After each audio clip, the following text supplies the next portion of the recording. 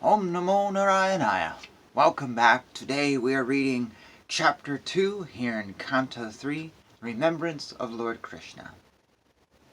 Sri Sukadevi Goswami said, when the great devotee Uddhava was asked by King Vidura to speak on the messages of Lord Krishna, Uddhava was unable to answer immediately due to the excessive anxiety at the remembrance of the Lord. He was one who even in his childhood, at the age of 5 years, was so absorbed in the service of Lord Krishna that when he was called by his mother for morning breakfast, he did not wish to have it. Uddhava thus served the Lord continually from childhood, and in his old age that attitude of service never slackened. As soon as he was asked about the message of the Lord, he at once remembered all about him. For a moment he remained dead silent, and his body did not move. He became absorbed in the nectar of remembering the Lord's lotus feet in devotional ecstasy, and he appeared to be going increasingly deeper into that ecstasy. It was so observed by Vidura that Uddhava had all the transcendental bodily changes due to total ecstasy, and he was trying to wipe away tears of separation from his eyes. Thus Vidura could understand that Uddhava had completely assimilated extensive love for the Lord.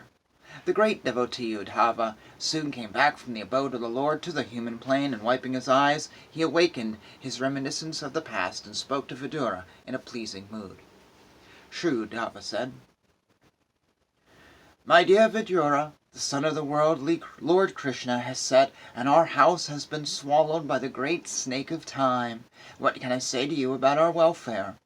This universe with all its planets is most unfortunate, and even more unfortunate are the members of the Yadu dynasty because they could not identify Lord Hari as Lord Vishnu, any more than the fish could identify the moon.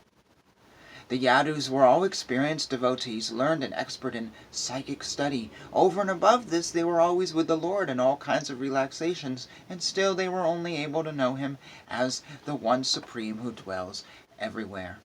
Under no circumstances can the words of persons bewildered by the illusory energy of the Lord deviate the intelligence of those who are completely surrendered souls.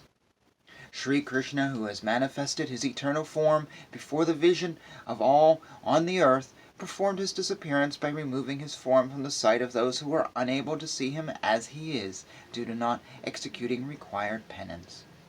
The Lord appeared in the mortal world by his internal potency, Yogamaya.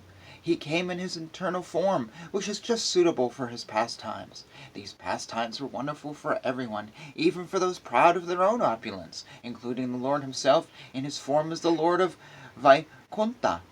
Thus, Sri Krishna's transcendental body is the ornament of all ornaments.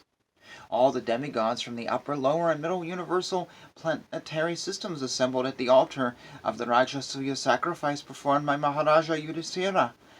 After seeing the beautiful bodily features of Lord Krishna, they all contemplated that he was the ultimate dexterous creation of Lord Brahma, the creator of human beings.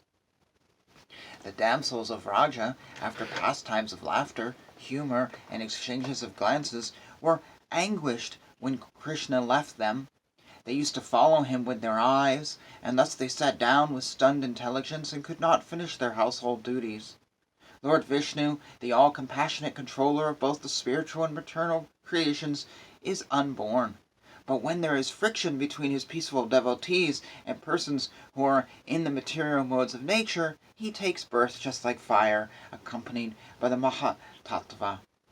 When I think of Lord Krishna, how he was born in the prison house of Vasudeva, although he is unborn, how he went away from his father's protection to Raja and lived there incognito out of fear of the enemy, and how, although ultimately powerful, he fled from Mathura in fear, all these bewildering incidents give me distress.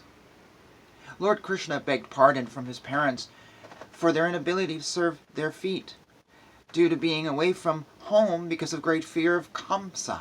He said, "O mother, O father, please excuse us for this inability. All this behavior of the Lord gives me pain at heart." Who, after smelling the dust of his lotus feet even once, could ever forget it? Simply by expanding the leaves of his eyebrows, Krishna has given the death blow to those who are burdening the earth. You have personally seen how the king of Seti achieved success in yoga practice, though he hated Lord Krishna. Even the actual yogis aspire after such success with great interest by performance of their various practices. Who can tolerate separation from him? Certainly others who were fighters on the battlefield of Kurukshetra were purified by the onslaught of Arjuna's arrows, and while seeing the lotus-like face of Krishna so pleasing to the eyes, they achieved the abode of the Lord.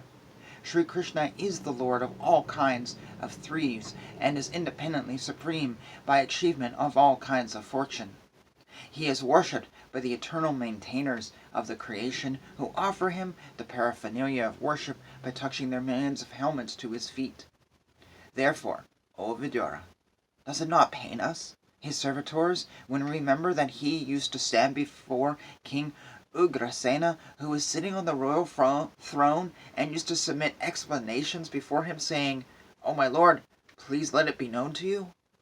Alas, how shall I take shelter of one or more merciful than he who granted the position of mother to a she-demon, Putana, although she was unfaithful and she prepared deadly poison to be sucked from her breast?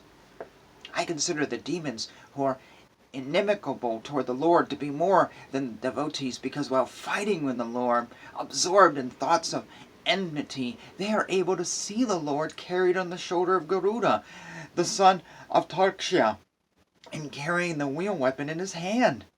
Lord Vishnu, being prayed to by Brahma to bring welfare to the earth, was begotten by Vasudeva in the womb of his wife Devaki in the prison of the king of Bhoja. Thereafter his father, being afraid of Kamsa, brought him to the cow pastures of Maharaja Nanda, and there he lived for 11 years like a covered flame with his elder brother Baladeva. In his childhood the Almighty Lord was surrounded by cowherd boys and calves, and thus he traveled on the shore of the Yamuna River through gardens densely covered with trees and filled with vibrations of chirping birds. When the Lord displayed his activities just suitable for childhood, he was visible only to the residents of Vrindavana. Sometimes he would cry and sometimes laugh just like a child, and while doing so he would appear like a lion cub. While herding the very beautiful bulls, the Lord, who was the reservoir of all opulence and fortune, used to blow his flute, and thus he enlivened his faithful followers, the cowherd boys. The great wizards who were able to assume any form were engaged by the king of Bhoja, Kamsa, to kill Krishna, but in the course of his pastimes the Lord killed them as easily as a child breaks dolls. The inhabitants of Vrindavana were perplexed by great difficulties because a certain portion of the Yamuna River was poisoned by the chief of the reptiles, Kalia. The Lord chastised the snake king within the water and drove him away, and after coming out of the river he caused the cows to drink the water and proved that the water was again in its natural state. The Supreme Lord, Krishna, desired to utilize the opulent financial strength of Maharaja Nanda for the worship of the cows, and also he wanted to give a lesson to Indra, the king of heaven. Thus he advised his father to perform worship of Go, or the pasturing land and cows, with the help of learned brahmanas. Oh, sober Vidura, King Indra, his honor having been insulted, poured water incessantly on Vrindavana, and thus the inhabitants of Raja, the land of cows, were greatly distressed. But the compassionate Lord Krishna saved them from danger with his pastime umbrella, the Govardhana hill. In the 3rd season of the year, the Lord enjoyed as the central beauty of the assembly of women by attracting them with his pleasing songs in an autumn night brightened by moonshine. Thus ends chapter 2. So if you would like another version of everything I've just read about Lord Krishna, I would check out volume 1 of the book Krishna, the Supreme Personality of Godhead by Srila Prabhupada. I've mentioned this book on this channel before because it takes this story of Krishna and puts it into a prose form and fleshes it out a little bit, so you really get the story of the Snake King, what's going on and what happened, that we just are touching on here. And between the two of them, you actually get, excuse me, here's the Word of God, but then you get the prose sort of interpretation of it. Between the two of them, you just get, like, the good story. It's sort of like I was recommended that if you see a Shakespeare play, you should in turn read the play, like either before or after, but also reading a synopsis of the play is also really good. And between all of them, you find yourself fully understanding what might be a little complicated. So this is like Shakespeare. There was a line here I thought was really good. It said that those who are fighting Krishna actually sometimes are better than the devotees because they see Krishna. And I thought that was really cool. I never thought of that. You're right, those who are attacking him, they actually get to see him, while many others who pray to him maybe don't. Wow, that's kind of a bit of irony. Anyways, there we go, Canto 3, Chapter 2. Thank you for hanging out with me. Hare Krishna, Krishna Krishna, Hare Hare, Hare Rama, Rama Rama, Hare